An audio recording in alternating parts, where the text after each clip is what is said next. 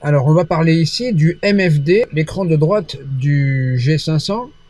MFD, ça veut dire Multifunction Display. Il y a 3 fonctions disponibles. Donc, l'écran n'est pas tactile. On va donc manipuler cet écran grâce aux 5 boutons qui sont situés en dessous et aux 5 autres boutons qui sont situés sur la droite de l'écran. On va parler déjà des boutons de la droite. Ici, c'est des boutons range. Range, ça veut dire échelle. Donc, avec ces boutons, on va changer l'échelle, c'est-à-dire qu'on va zoomer ou dézoomer. Comme ceci. Ici, on a un bouton menu qui sert à aller dans les réglages de la carte. On en parlera tout à l'heure, mais on vous demande de ne pas toucher à ces réglages et de laisser faire les spécialistes.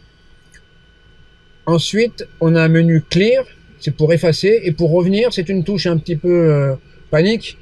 Si on est rentré dans des systèmes et qu'on a des pages qui se sont affichées, soit parce qu'on s'est trompé, soit parce qu'avec les turbulences, on n'a pas touché au bon endroit, eh bien, le fait d'appuyer 2 secondes sur la touche clear ramène automatiquement la carte. Par défaut, la première carte. Et ici, on a une touche Enter qui sert à valider les actions qui sont demandées. Ensuite, on a 5 boutons ici. Je vais en parler après. Donc, les fonctions disponibles sur ce Multifunction Display, il y en a 3. C'est Map, c'est-à-dire carte, auxiliaire, et FPL, c'est-à-dire Fly Plan, le plan de vol. Pour passer d'une fonction à une autre, il y a 2 boutons. Il y a 2 boutons concentriques, un extérieur et un intérieur. Donc, pour changer de fonction, on va utiliser le bouton concentrique extérieur. En le tournant, on va passer de map à auxiliaire et ici à fly plan. Vous voyez que la fonction en service s'affiche en bleu. Là, je reviens sur auxiliaire et là, je reviens sur map.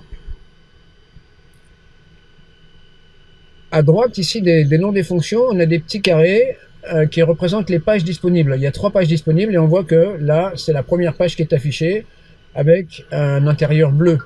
Pour changer de page, je vais utiliser le petit bouton concentrique intérieur. Là, je passe sur la page 2 et là, je passe sur la page 3. Je vais vous parler maintenant des boutons qui sont situés en dessous de l'écran. Il y en a 5. Comme pour le PFD, seuls les boutons pour lesquels il y a quelque chose de marqué dans la case noire sont actifs. Ceux-là, par exemple, vous voyez, ne sont pas actifs. Ici, on a donc une information decluttered. Decluttered, ça veut dire en anglais désencombrement. C'est pour désencombrer l'écran. On a plusieurs niveaux de désencombrement de l'écran. Alors, je vais dézoomer ma carte pour voir tout mon trajet. Là, on voit qu'on a donc toute notre route et tout un tas d'informations. Là, si j'appuie sur la fonction decluttered, je vais prendre un niveau de désencombrement inférieur. Donc, je vais retirer, vous allez voir, on va retirer les routes, les villes, tout ce qui est en gris sur la carte va disparaître. Ici. Voilà. Si je appuie une deuxième fois, je vais faire disparaître une bonne partie des FIR et des zones. Et si je rappuie une troisième fois, ici, je suis au niveau -3, bien je n'ai plus que ma route, le point de départ, le point d'arrivée et les waypoints qui sont sur la route. Et si je rappuie une fois, je récupère toutes les informations. Donc, sur cette page 1, je peux aussi avoir, vous voyez, il y a une touche map qui va me permettre ici d'activer des fonctions. Donc là, je peux enlever la topographie ou la mettre. Là, je l'ai enlevé. Ça peut être utile quand il y a beaucoup d'informations comme ça, d'enlever le fond de carte de façon à voir mieux les informations qui sont situées par-dessus. Là, je remets la topo. Là, je peux mettre ou enlever la fonction terrain. Terrain, c'est l'alerte par rapport au relief ou aux obstacles. Ici, on est au sol. Donc, quand elle est activée, c'est tout rouge. Lorsque c'est de couleur rouge, ici, ça veut dire qu'on est situé quelque part au maximum 100 pieds au-dessus du relief ou d'un obstacle. C'est-à-dire à rien du tout. Donc, c'est un grand danger. Si c'est jaune, ça veut dire qu'on a au maximum 1000 pieds. On a au moins 100 pieds au-dessus et au maximum 1000 pieds au-dessus de l'obstacle ou du relief. Et lorsqu'il n'y a plus ni de jaune ni de rouge, ça veut dire qu'on a au moins 2000 pieds de marge entre l'obstacle ou le sol.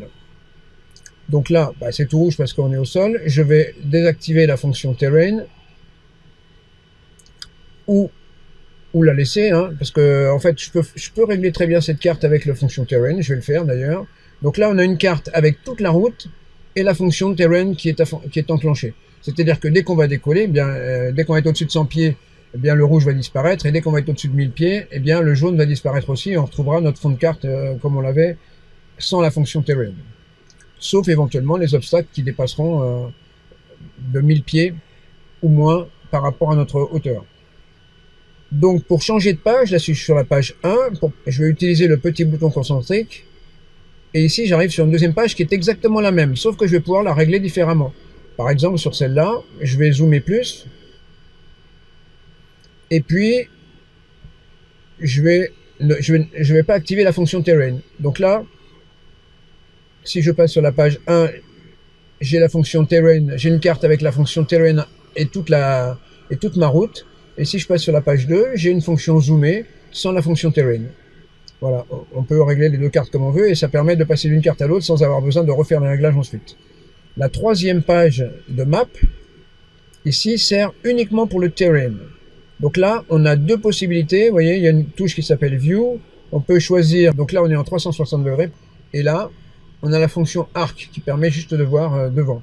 Et là, on a un rappel des échelles, c'est-à-dire que lorsqu'on a maximum 100 pieds ou qu'on est plus bas, c'est rouge. Lorsqu'il y a 1000 pieds, c'est jaune. Et quand on a plus de 1000 pieds, les couleurs n'apparaissent plus, ni le jaune ni le rouge. Voilà, je vais revenir ici maintenant sur ma page 1. Et je vais passer à la deuxième fonction, la fonction auxiliaire. Aux, donc je passe avec le bouton extérieur ici. Là c'est pareil, on va vous demander de ne pas trop y toucher à ces réglages. C'est des réglages d'affichage du PFD et c'est des réglages aussi de sélection des unités. Hein? Donc si on veut faire un changement dans le réglage, on va appuyer ici sur le petit bouton et avec le gros, on va bouger pour sélectionner éventuellement un élément à changer. Par exemple, je vais revenir ici. Ici, c'est les bugs de vitesse qui sont affichés sur le PFD. Vous voyez, on a mis un bug à 70 nœuds qui est la vitesse de pente max pour le décollage avec un cran de volet. Et la vitesse VZ max, une fois que les volets sont rentrés, normalement c'est 90. Donc là, je vois qu'il y a 92, je vais le modifier. Voilà, je mets 91 et 90. Et vous voyez, le bug ici, c'est affiché maintenant. On a la vitesse de VZ max qui est bien à 90. J'appuie pour valider. Et voilà. Donc, voilà comment on rentre dans cette page auxiliaire. Mais laissez ça aux spécialistes, pareil. N'y touchez pas trop, si possible. La deuxième page, donc on est bien, vous voyez, il y a deux pages sur auxiliaire. La deuxième page, je vais y accéder avec le petit bouton. Ici, ça, c'est les informations sur les databases. Pareil, on n'y touche pas. Je vais passer maintenant à la fonction, la troisième fonction, la fonction flyplan. Ici, un flyplan a été posé entre les Sables d'Olonne et Royan. Et là, c'est pareil, j'ai trois pages. Donc la première page, c'est l'affichage du plan de vol qui a été rentré dans le GTN 650. Je vous renvoie à la vidéo pour rentrer un plan de vol dans le GTN 650. Et là, je suis à l'FO. Si je veux des informations sur ce terrain, je vais appuyer sur le petit bouton ici pour sélectionner et je fais sur Enter. Et là, je vois ici les informations qui correspondent à mon terrain. C'est-à-dire le bearing, distance, l'élévation, les coordonnées et une petite vue sur le terrain. Et ici, je peux avoir les fréquences. Ici, je peux avoir les dimensions de la piste. Je peux avoir l'airport directory, c'est-à-dire ce qu'il y a comme... Alors attention, il faut que la database soit à jour, évidemment. Hein. On voit ce qu'il y a comme ravitaillement possible. La piste n'est pas éclairée. On est à 104 pieds, 2 degrés ouest de déclinaison, etc., etc. Ici, je reviens sur InfoMap et je vais aller chercher Enter. Je vais aller chercher la troisième page. La troisième page, c'est celle qui me permet d'avoir la carte VAC. La troisième page, donc là, c'est pareil, je peux zoomer. Alors, on voit que ici, si je zoome, je vois que si je dézoome plutôt, c'est 2014, donc la database n'est pas à jour. Donc attention, méfiez-vous. Là, actuellement, la database est expirée. C'est d'ailleurs marqué en dessous. Donc, il ne faut pas se fier aux cartes VAC qui sont dans cette database. Il faudra attendre qu'elles soient mises à jour pour pouvoir utiliser cette fonction. Donc, je reviens sur la page 2 du plan de vol où j'ai les informations du terrain. et la page 1 où j'ai un rappel du plan de vol qui a été rentré dans le GTN 650.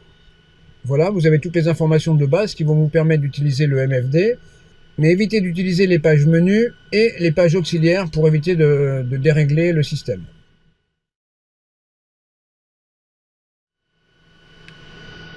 Là, je vais appuyer sur menu. Pour choisir la ligne du menu qui m'intéresse, je vais utiliser le bouton concentrique extérieur, ici, par exemple Map Setup, et je fais Enter. Et maintenant que je suis sur le menu de la carte, avec le bouton concentrique extérieur, je vais pouvoir choisir le réglage que je veux modifier. Par exemple, Track Up. Pour changer ce réglage, je vais tourner le petit bouton intérieur. Et là, il me propose plusieurs réglages. Là, je suis en mode suivi de la route. C'est-à-dire que la carte s'oriente en fonction de ma route. Là, le nord de la carte sera toujours vers le haut, ou ici, ça sera en fonction du cap et va s'orienter sur le cap que je prends.